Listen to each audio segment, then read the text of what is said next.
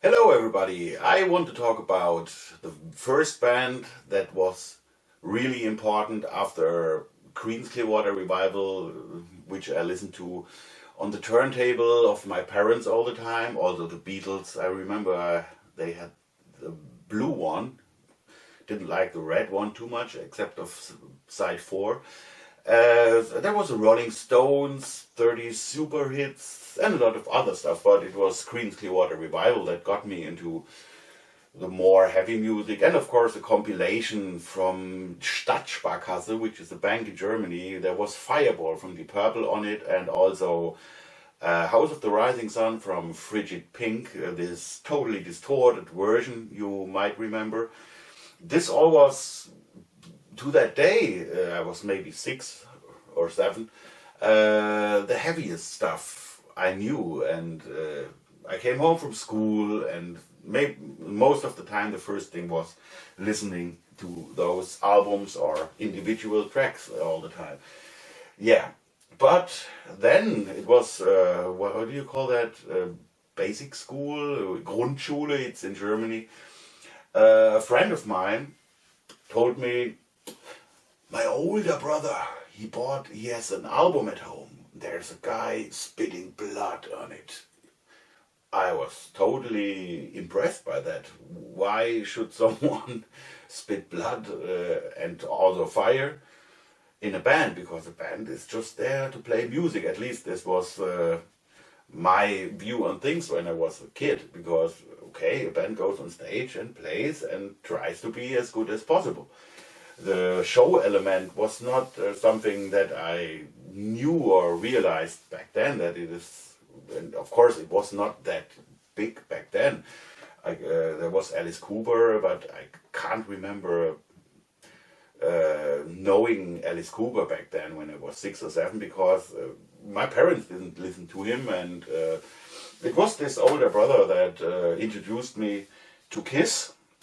And the last years I always thought which was my first album, and it's hard. I think it was Alive 2 even. Usually guys of my age nearly always say, oh, it was Alive 1, but I think I got that one later. The problem is that these are all Kiss CDs here, Japanese pressings, regular pressings, US pressings, solo albums, bootlegs, whatever. I don't know if you can see it all. Here is DVDs and books, special editions like this guitar case here with weird stuff in it. No, I don't have this Gene Simmons thing that just was released because I don't want to spend several $1,000s for one thing. Yeah, but like I said, I think it was one of the live albums, and yeah, and there was in general this point when this older brother wanted to get rid of live albums because he hated the audience noise in between or even in the songs, and this is when I got a lot of great stuff for nearly for free, like Ted Nugent, Double Live Gonzo, and I think there was Kiss Alive in there. Yeah, and my world totally changed. Even when I listen to Kiss today, it is not that heavy, of course, but for me at that time, it was super heavy. Songs like Making Love, or even more weird stuff like Strange Ways. I didn't know Black Sabbath, that's interesting. I didn't know Black Sabbath back then. Even I heard Paranoid on the radio, but they never said who it was, so for years I had no clue who did this song Paranoid that I liked from the radio. And it was just when Ozzy did this Speak of the Devil album, and I thought, oh goddamn, that's this guy, so it must be Black Sabbath. And this introduced me to Sabbath way too late, I know that, yeah. Mm. Yeah, but back to Kiss. Of course, it was not the best time to explore Kiss because at the last, for many people, the last really cool albums of the first makeup days was Love Gun. And I would also absolutely agree on side 4 from Alive 2, because this was studio tracks, and except of Any Way You Want It, a cover version of a 60s hit, I think.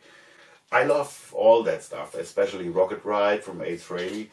But after that there was Dynasty, and I just realized not too long ago how great the non-disco pop songs are. Yeah, there's some cool Stanley stuff on it, like Magic Touch. But all the Ace Frehley songs, and there are 3 of them on it, are absolutely great. Let's see if I got Dynasty here. This makes no sense at all, the way I have this collection. Yeah, like I said before, it's sad that I had all the albums, but the originals from my teenage years or even childhood, they are not here anymore. I don't know where they are. I had walls with Kiss stuff, and this is all gone. I don't know if I gave the Kiss albums away when I turned into a metalhead in 81, 82. Also very early, I know. But most of that stuff I bought later here, or whenever I'm in a second-hand store, I have a look at Kiss stuff, and sometimes I buy things twice, which is bullshit, but it happens. And there must be Dynasty somewhere. I mean, I have 5 million CD versions of that, but oh, maybe it's on the wall. Oh no, here is one version. I think, oh yeah, that's with the poster. Yeah, 1, 2, yeah, it's 3 Frehley tracks on that, yeah. Yeah, and, but of course the next one, Unmasked. Yeah, as a kid it was still cool, but these days I just listen to it for fun here and there, because it's good songs, but maybe not for a band like Kiss. It's Torpedo Girl, of course, or Talk to Me, Ace Frehley again, is saving their asses with some cool stuff. Another album that I didn't get into, and this was also the last album that I was interested in Kiss when I was a teenager, was The Elder, which is a great album. I needed some years to realize that musically it maybe is the best Kiss album of all time, because yeah, it's well played, pretty well produced, and something special, but totally wrong for Kiss, of course. Yeah, but what changed my mind was seeing Kiss on the Unmasked tour. My dad took me there. It was 1980, so I was 9 years old. And there was a support band from England. Nobody knew them in Germany at that point, and this was Iron Maiden. I can't remember too much of this event, but I remember these really easy stage show, which was this one eddy thing in the back of the drums where some fog or steam was blowing out, and I remember the one eddy at least coming on stage. But this was the moment when I realized there's more than Kiss, there's more than Judas Priest, there is new stuff going on, and yeah, okay, the rest is history. I don't want to talk about that, but still to this day, Kiss now is a band when I need to have a drive with my car and I look around and I have no clue what to listen to. There is, I already reviewed all the albums for the 2 magazines I write for. There's nothing that forces me to listen to something. Then, if I have absolutely no idea, I grab Kiss and I'm always happy. It still works, at least from their debut album to Creatures of the Night, and then again Psycho Circus. I like that a lot. I know many people don't like it, and the stuff beyond that is cool, and yeah, but I don't grab that too often. It's those iconic Make Up days, the first ones. I know every goddamn second of that, and still I love to listen to it. It's the same with Creedence Clearwater Revival. These are the two bands that I can't never get bored about them, and I have no explanation for that. It works since so many years now, and yeah. So what you see here is stuff that I collected over the years. I know that most real Kiss collectors have way more stuff than me, so I don't want to say, hey, look at that. It's not that impressive. I had the luck to get this display for the Monster album because of my job in a CD store, and I thought, okay, let's take that home and put all the stuff in it. So it doesn't fit all in it, but most of it is in here.